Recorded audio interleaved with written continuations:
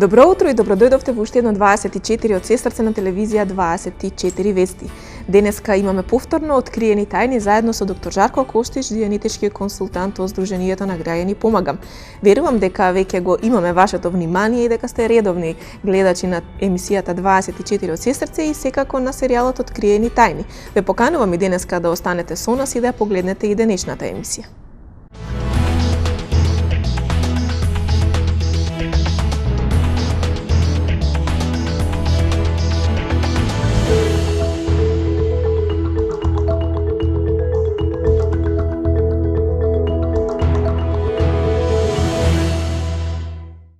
Како да го зголемиме нашиот успех е темата на денешната Откриени тајни заедно со мене Сања Савеска и секако доктор Жарко Костиш, дијанетички консултант од Сдруженијето на граѓани Помагам.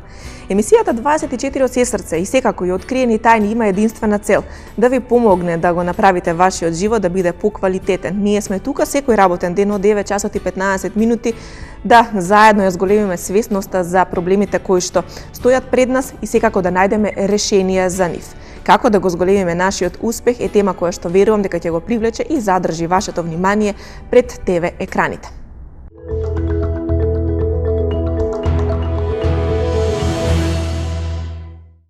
Како да го зголемиме нашиот успех е темата на денешната Откриени тајни. Секако дека ние во 24 од сестрце и во Откриени тајни, она што сакаме да постигнеме е да ви помогнеме да бидете поуспешни во животот и сите заедно да најдеме начини како тоа да го оствариме.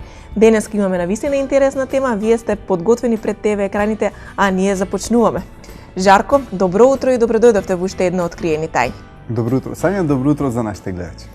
Во денешната емисија остваруваме една секако од целите на нашиот серијал, а тоа е како на луѓето да им помогнеме да бидат поуспешни, да имаат поквалитетен живот и во сите претходни емисии всушност ние и на такви теми разговараме и денеска повторно имаме таква тема која што отвара многу видици како луѓето да бидат поуспешни и како да го пронајдат начинот до успехот.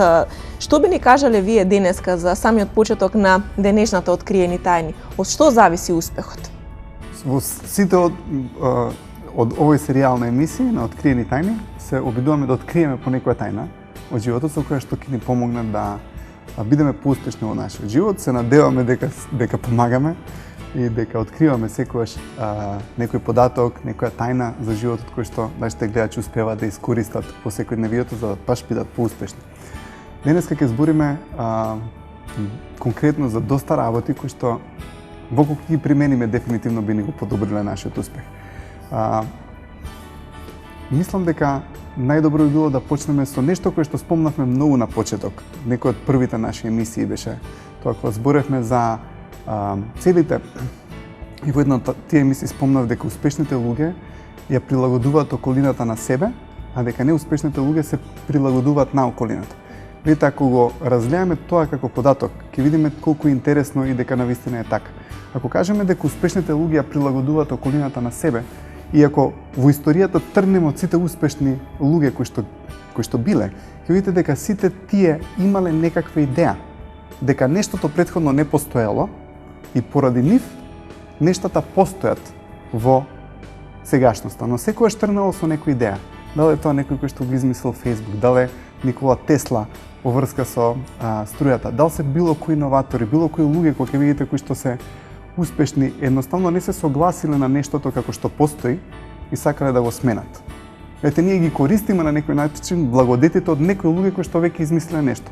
Од некои луѓе кои што биле волни околината да ја прилагодат на себе. Ете, го смениле начинот на кој што физичкиот универзум или универзумот постоел, измислиле нешто ново и ја прилагодиле околината на таа нивна идеја. Фактички таа нивна идеја биле доволно храбри, доволно истрајни за да може да ја спроведат во физичкиот универзум. И ако видите дека успешните луѓе, зборевме пак ќе кажам за целите, својот универзум што го имаме. Значи, ајде повторно да се вратиме на почетоците, дека имаме наш универзум. Тој наш универзум го создаваат нашите идеи, нашите имагинации, нашите желби за промена во иднината. Така, ќе замислиме нешто, сонуваме нешто како ќе биде нашата иднина, не само за нас, можеби за целата околина, сакаме да подобриме некој аспект во нашето општество, за нас, за фамилијата, замислуваме нешто и тоа е нашиот универзум.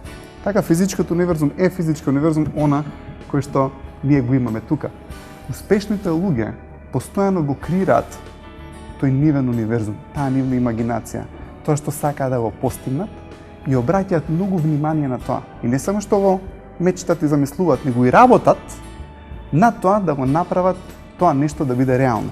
Кога видите тие луѓе со нивните илузии, со нивните соништа, со нивните цели, го прилагодуваат, работејќи на тоа, физичкиот универзум на тоа ниво.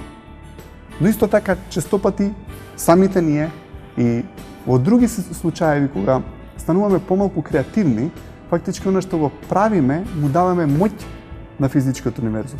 Ние, како битие, сме секојаш помоќни од овој физички универзум.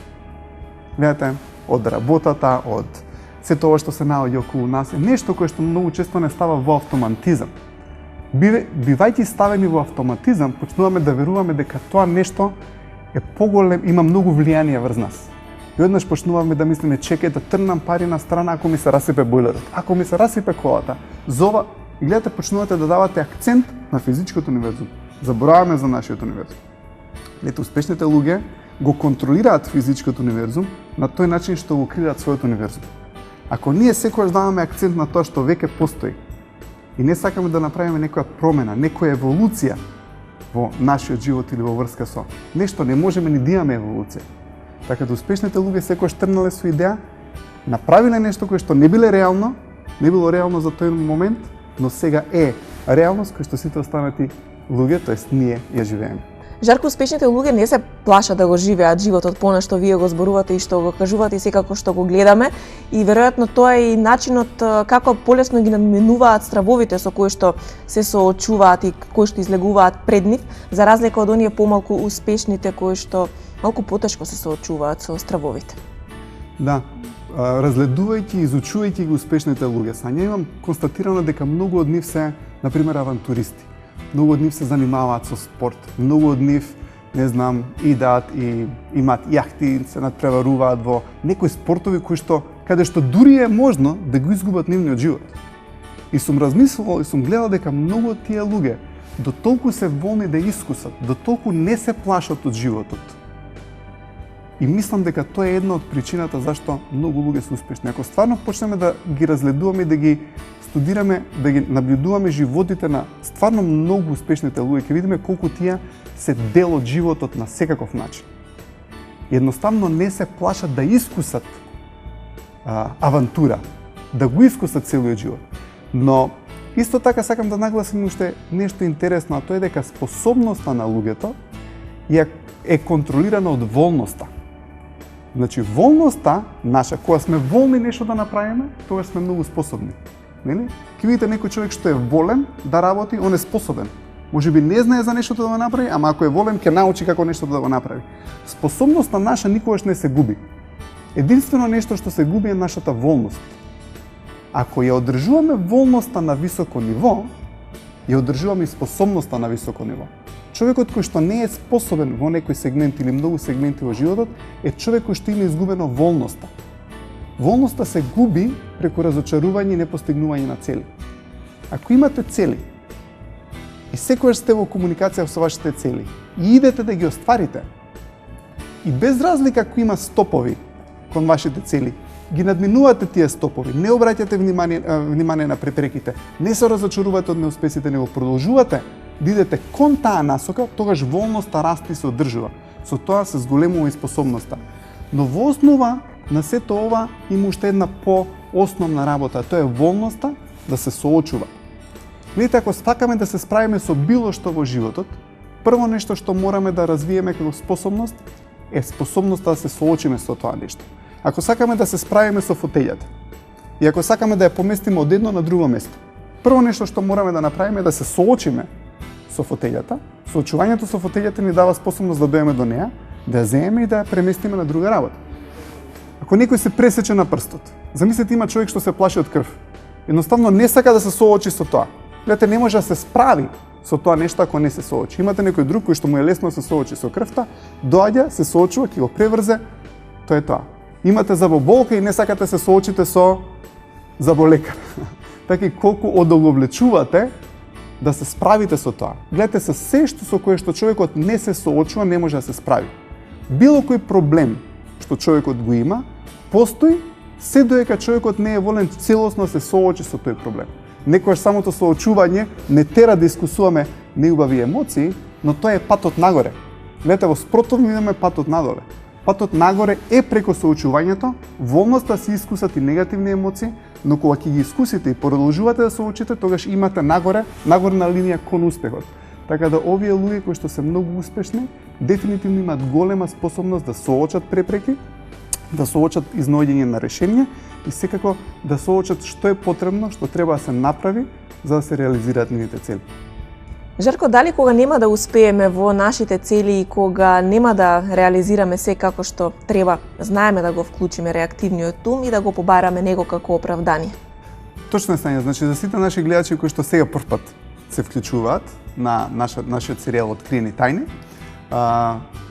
сакам да објаснам дека умот фактички на човекот се состои од слики, како што камерата сега снима слики, така и умот снима слики на се што му се случува на човекот. Убавите моменти се снимени во еден дел од умот кој што викаме аналитичен ум.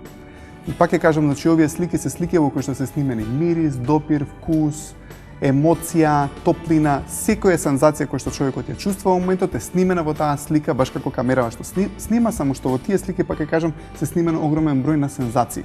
Кога човекот доживува физичка болка или болна емоција, ке се повреди, не знам, доживува загуба, починал некој негов близок, не успеал на испитот, добил единица, не знам, се повредил, паднал од точак.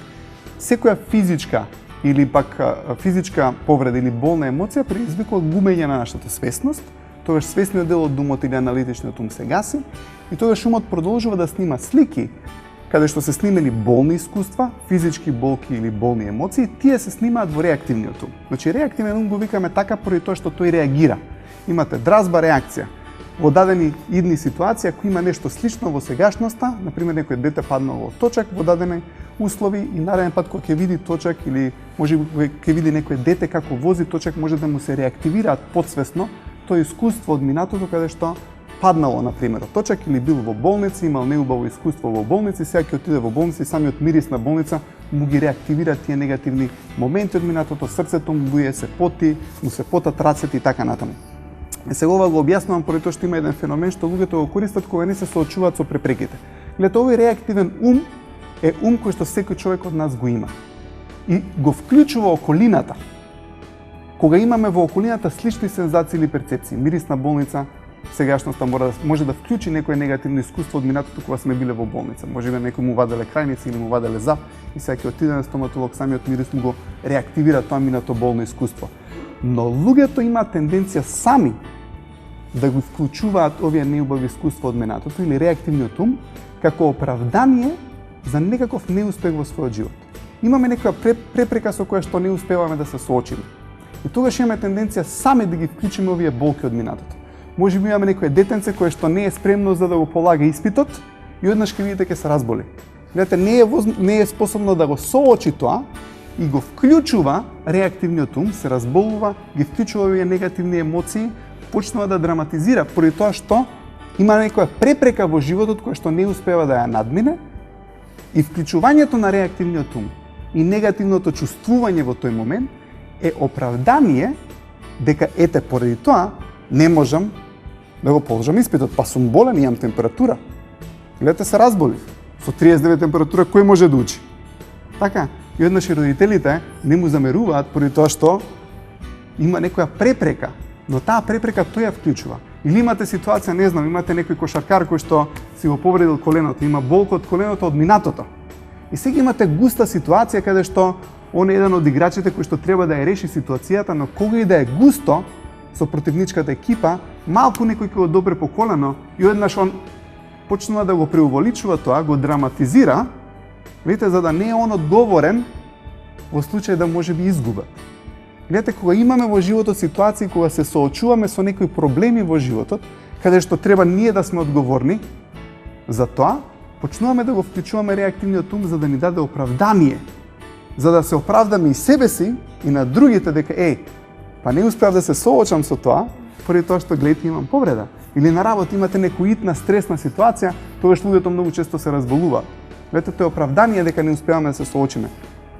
тоа е многу битно да се разбере, поради тоа што секогаш многу често луѓето ако се разболат или имаат вакви проблеми, може да ги прашате што претходно не успеа да соочиш.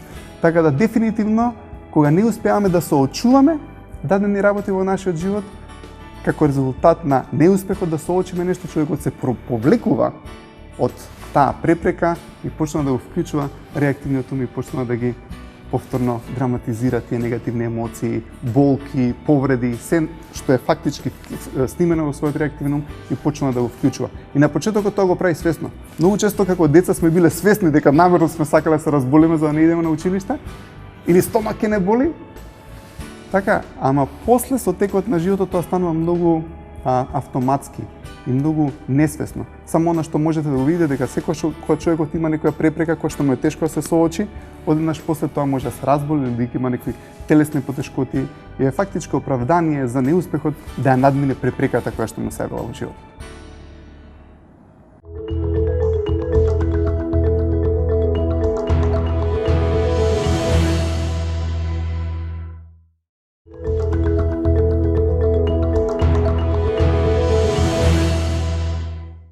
Продолжуваме со разговорот на денешната тема. Денеска во 24 од сестрци и откриени тајни зборуваме за начинот како да го зголемиме нашиот успех. Верувам дека веќе го привлековме вашето внимание и затоа сме тука да продолжиме понатаму со разговорот.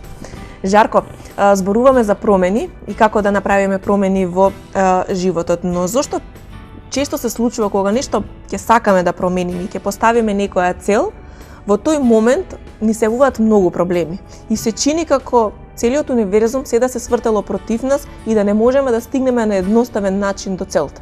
Има еден интересен феномен во овој наш физички универзум. Секогаш кога ќе почнете да внесувате ред во нешто, прво нешто што излага хаосот и конфузијата. Гледате, сакате да внесете ред, пример, во некоја организација, така? И каде што претпоставениот инсистира на дадено правило. И сте виделе, правилото има за цел да внесе ред во таа ситуација. Но прво нешто што ќе се случи, луѓето ќе почнат да протестираат против тоа. Ама кај сега, па зашто сега вака, па што мораше сега ова правило да го донесе? Но гледате, после некое време, ако човекот инсистира, раководителот инсистира на тоа правило, луѓето ќе почнат да го следат и ќе опстои редот. Гледате, конфузијата е минлива. А редот секогаш останува. Така и во нашиот, или например ќе земете да чистите стан или гаражата ќе почнете да ја внесувате, и сте започнале со една идеја дека само ова ќе го направам и одеднаш како почнувате да внесувате ред, излагате уште 100 работи што ги гледате и си викате кај се зафатив со овој проект сега да го средам ова, затоа што гледа уште колку многу работи излегува. Гледате, ако само продолжиме да внесуваме ред во нашиот живот и игнорираме оваа конфузија, гледате, само продолжете да ставате ред. Зашто редот е тој кој што ќе продолжи да трае. Редот е долговечен. Конфузијата не е. Конфузијата ќе се замине. Гледате, секогаш во нашиот живот имаме некој момент каде што ќе се соочиме со некои проблеми, дека правиме компромиси за некои работи и ќе речеш вака више не можам во животот. Сум го соочил дека ова ми е проблемот, овој компромис не е добар за мене, не сакам да бидам таков како што можеби сите сакате да бидам, затоа што така не се чувствувам ја добро. Сакам да бидам ваков и јас сум овој и ќе го следам мојот пат и ќе го следам тоа што сум го зацртал. Ово секогаш ми била моја желба и идеја. Едноставно почнуваш да внесуваш ред во твојот живот. Прво што ќе се деси, луѓето ќе се кај таласаш. Што ти требаш ова да го направиш сега? Па чекај, како, зашто? Гледате, секогаш кога ќе се соочиме со дадени работи кои што знаеме дека не се окей во нашиот живот. Гледате, инстинктивно ги знаеме дека правиме компромиси кои што не се добри за нас. И одеднаш сакаме да се смениме. И ќе речеме, ова е добро за мене, долго време не го правам, знам дека требува да го направам, и кога ќе почнете да инсистирате на тоа, како да сте фрлеле бомба. И одеднаш имате хаос. Почнуваат околу вас луѓе, ама чекај, зашто сега, како, околината, еден, друг, трет. Видите, идејата е само да продолжите да внесувате ред. Кога ќе продолжите да внесете ред во својот живот, после некое време околината ќе се сложи со вас. Може би сте правиле компромис со тоа што сакате да го правите во животот. Поради тоа што може би вашата фамилија или кој да е сакал да сте тоа. И вие ќе речете, чекај, сега ќе фрлам бомба. Затоа што морам да фрлам бомба. Затоа што секогаш кога ќе внесеме ред во нашиот живот, излага експлозија од хаос. Излага експлозија од конфузија. Чекајте се. Што ти стана, дете? Како се вака ти? Не, ова е мој живот, ова е мој интегритет, ова се мои цели, ќе ги зацртам и ќе ги следам. И што се случува на почетокот, имате хаос. Зашто, како, немој. Ако истраете и успеете во тоа што сте сакале да го направите, конфузијата ја снемува и после едно време ќе видите дека и таа околина која што можеби ве колебала тоа да го направите, ќе рече знаев дека ќе успеам, секогаш го поддржувавме. И знаев дека ќе истрае во своите цели. Лето она што се случило, сме инсистирале на редот, сме инсистирале на соочувањето, сме ја занемариле конфузијата и таа конфузија има тенденција да се справи сама по себе. Така да дефинитивно соочувањето и неправењето компромиси со тие работи со кои што не треба да правиме компромиси, воведувањето на ред, следењето на целите, одлучување кој пат да одиме, дефинитивно ќе направи на некој начин турбулентни работи во нашиот живот. Но, ако истраеме во тоа, и таа конфузија ќе се среди и ќе остане фактички редот.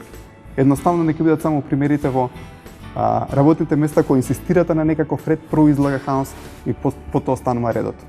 Дали, Жарко, нашата желба да бидеме прифатени од останатите и останатите да бидат во согласно со нас, може да не натера да се отстраниме од нашите цели, од оно што сме го замислиле, па да најдеме некој компромис само за да бидеме прифатени од останатите?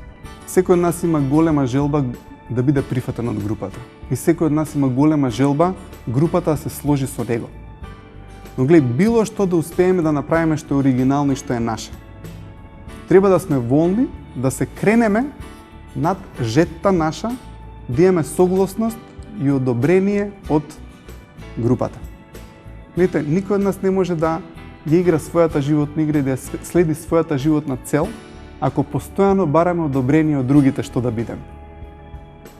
Гледате, ако имаме идеја што сакаме да направиме во нашиот живот и ја следиме таа идеја, и таа е оригинална идеја, многу често групата нема да се сложи со тоа. Но исто така и ние треба да се кренеме над желбата која што ние имаме другите да не прифатат, да ни дадат одобрение за тоа што го правиме. Затоа што ако почнеме да правиме работи само за да ја задоволиме групата или да добиеме одобрение од групата, тоа ќе почнеме да правиме компромиси. Гледате, многу често групата, тоест убавите работи во овој универзум потекнуваат од индивидуални идеи, не од групата. Многу често групата се согласува само на деструктивни работи. Гледате, некојаш ќе почнете да зборите со цела група за некоја конструктивна идеја и ќе излезе еден човек кој што нема да се сложи со тоа и ќе ги зарази останатите ако сте ги виделе. И однаш целата група е против вас. Си викаш, чекај, а ако почнете да зборите со секој посебно како индивидуа, ќе видите дека тој ќе ја прифати идејата.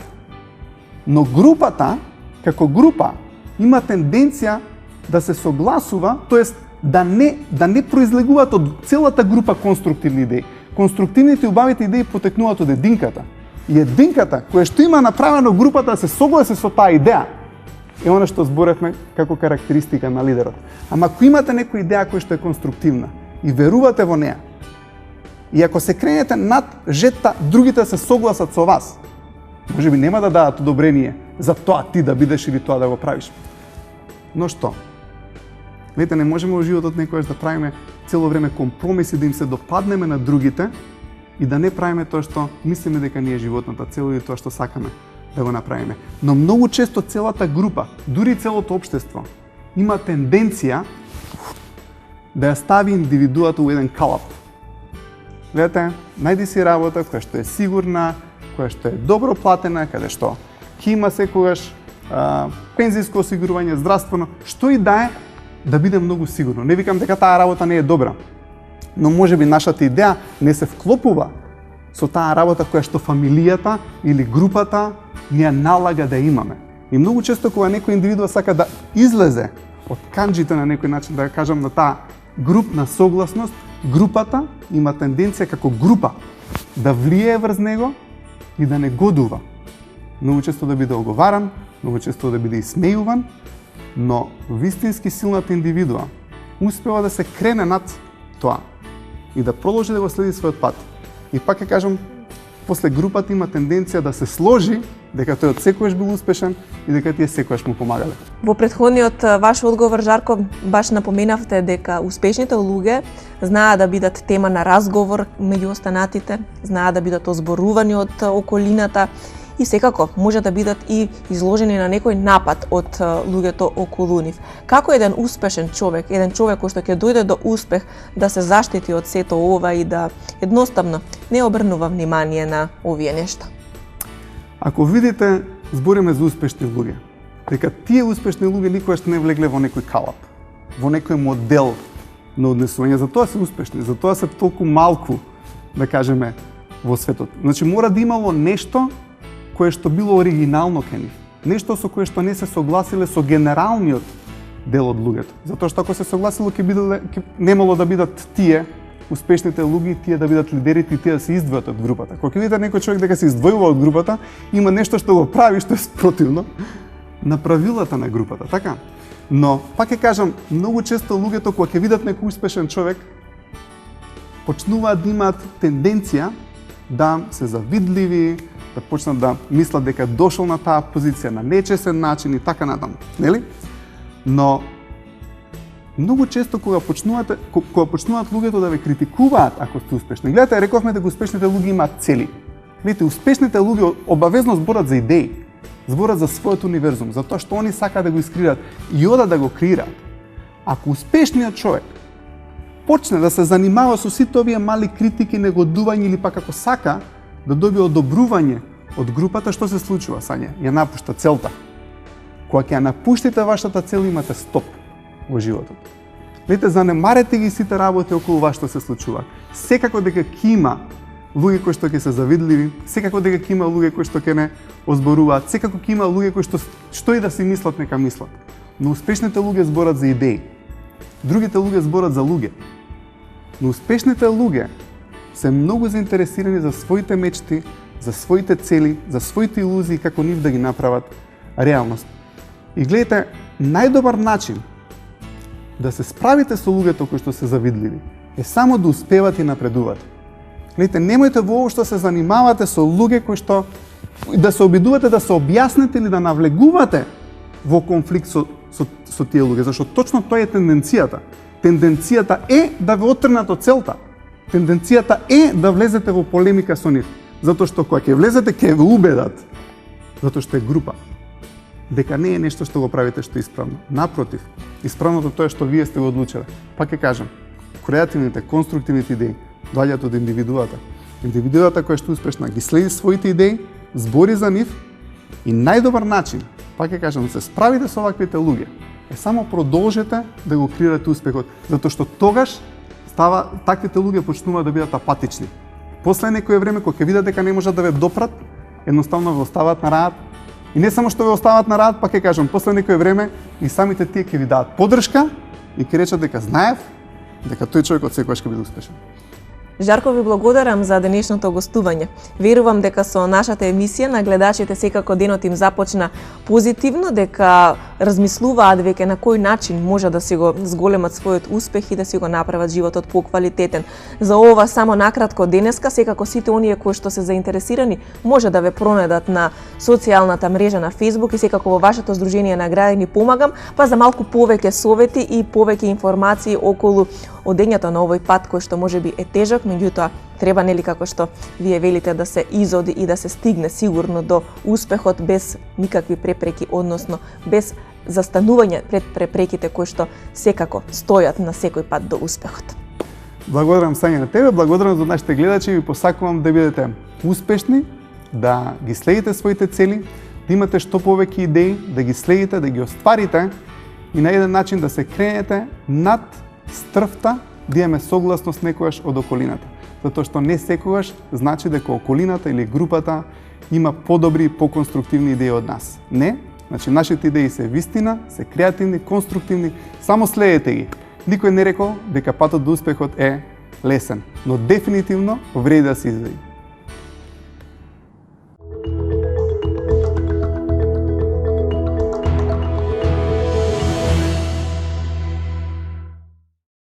Тоа беше се за денешната емисија на Откриени тајни и на темата како да го зголемиме нашиот успех. Верувам дека одговорите на прашањата кои што ги даде доктор Жарко Костич, генетички консултант од Сдруженијето на граѓани Помагам, ви помогнаа во многу дилеми и секако дека со неговото гостување денеска го разубавивме вашиот ден.